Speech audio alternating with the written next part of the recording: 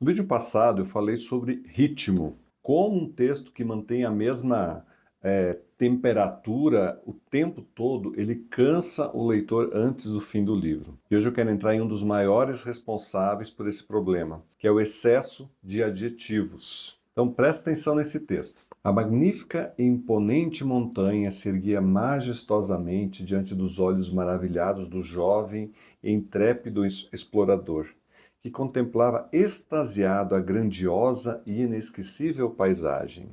Agora, ouça isso. Ele parou, olhou para cima, a montanha não tinha fim. Veja que a primeira versão tentou garantir que você sentisse a grandiosidade da cena.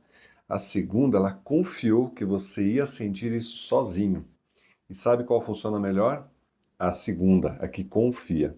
Isso é o que acontece com o adjetivo quando usado em excesso. Ele não amplifica a emoção, ele substitui a emoção. Em vez de criar experiência para o leitor, o autor tenta entregar a experiência pronta. E o leitor que não participou dessa construção, ele não sente nada de verdade, são só um monte de palavras ali. E hoje eu quero te mostrar por que menos adjetivo e mais verbo transforma um texto. E como fazer esse corte sem perder a sua voz. Então, o que que o adjetivo faz e o que ele não faz? Bom, o adjetivo ele qualifica, ele diz como algo é. O verbo, ele age, ele diz o que algo faz. E aqui está o pulo do gato. É aqui que o texto deixa de ser bom para ser envolvente. A mulher estava furiosa, é adjetivo. Ele informa, mas não constrói nada. A mulher jogou a xícara na pia e ficou olhando a parede. Verbo. Você não precisa dizer que ela estava furiosa. A cena ela já mostrou e o leitor chegou lá sozinho, o que é sempre muito mais forte do que receber essa informação pronta.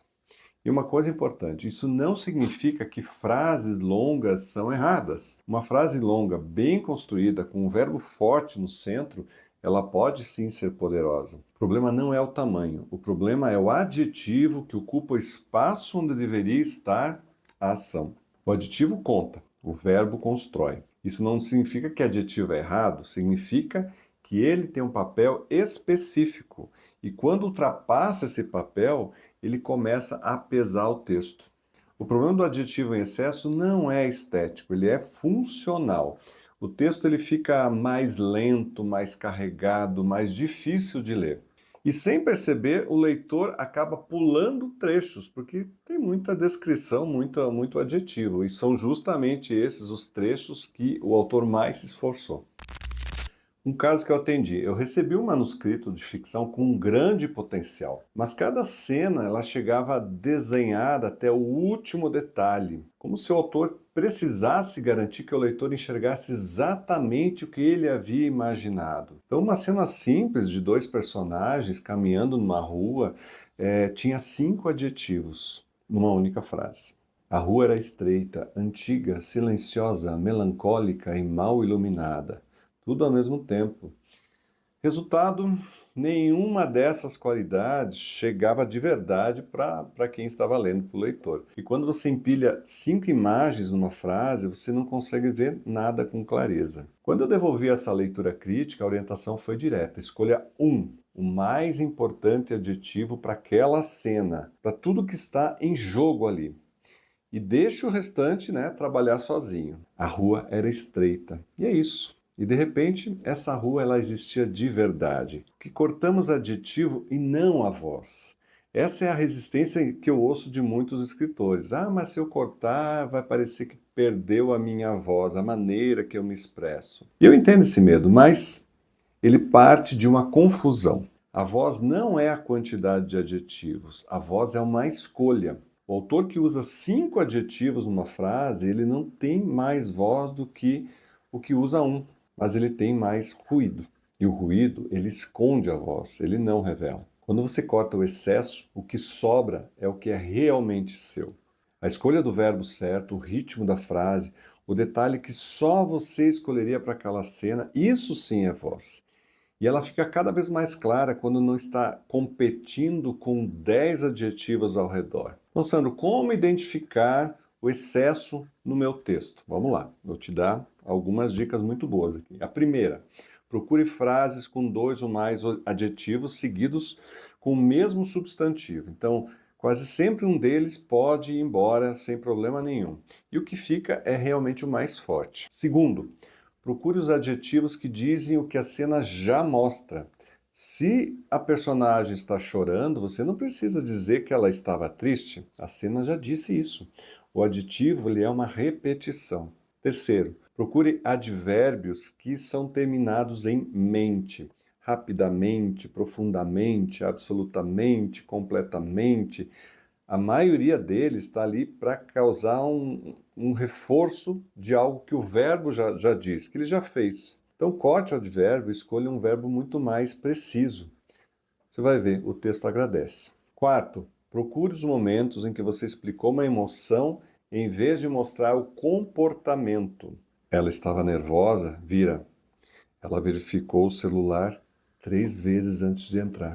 Um verbo concreto vale mais do que qualquer adjetivo emocional.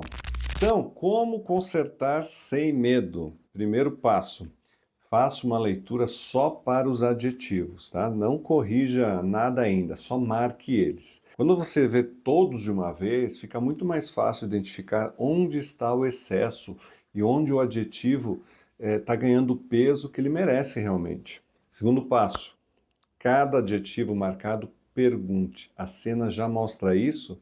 Se sim, corte, não precisa ter repetição. Senão, ele está realmente acrescentando algo que não existe em nenhum lugar. Então, você mantém ele ali no lugarzinho dele.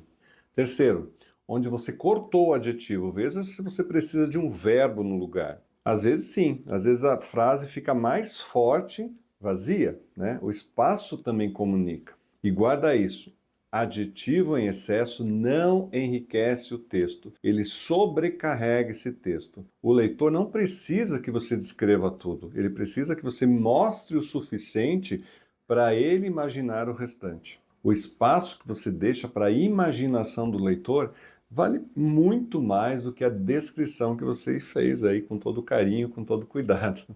E quando você confia no verbo, você confia no leitor. E quando o leitor é confiado, ele se envolve de verdade. Se você quer identificar onde o seu texto está carregado demais, onde ele pode ganhar mais força com menos palavras, é exatamente isso que nós fazemos juntos aqui no Café do Escritor.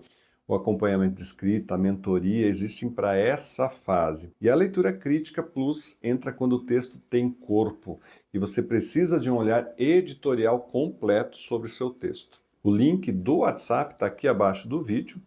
Entra lá, manda uma mensagem, conta em que fase está o seu projeto, em que fase está a sua escrita, quais são os seus objetivos e a gente te ajuda com certeza. Também se inscreve no canal Café do Escritor aqui do YouTube, também nas redes sociais, porque toda semana tem conteúdo para ajudar você a escrever, a preparar, a publicar e a lançar o seu livro e se tornar escritor e escritora. E me conta nos comentários, você tende mais ao excesso de adjetivos ou você prefere um texto justamente mais enxuto? Me fala aí que a gente responde. Um abraço, até a próxima.